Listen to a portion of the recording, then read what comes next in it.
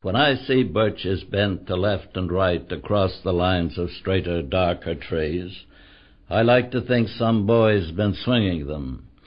But swinging doesn't bend them down to stay as ice storms do. Often you must have seen them loaded with ice a sunny winter morning after a rain. They click upon themselves as the breeze rises and turn many-colored as the stir cracks and crazes their enamel. Soon the sun's warmth makes them shed crystal shells, shattering and avalanching on the snow crust. Such heaps of broken glass to sweep away, you'd think the inner dome of heaven had fallen. They are dragged to the withered bracken by the load, and they seem not to break. Though once they're bowed so low for long, they never right themselves. You may see their trunks arching in the woods years afterward, trailing their leaves on the ground like girls on hands and knees that throw their hair before them over their heads to dry in the sun.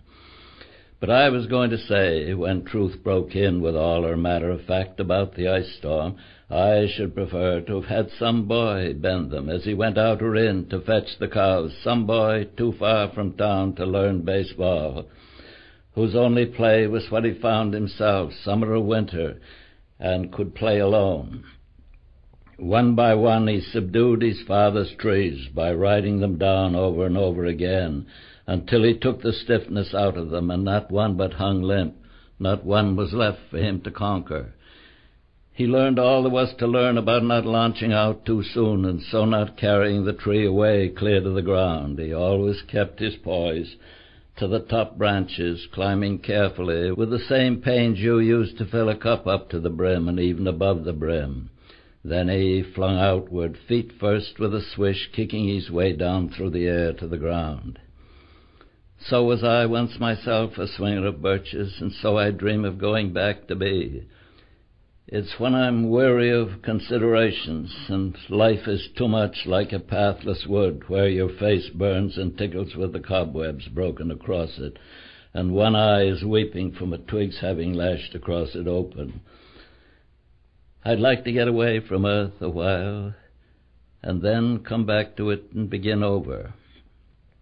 May no fate willfully misunderstand me and half grant what I wish and snatch me away not to return. Earth's the right place for love. I don't know where it's likely to go better. I'd like to go by climbing a birch tree and climb black branches up a snow-white trunk toward heaven till the tree could bear no more but dipped its top and set me down again. That would be good both going and coming back.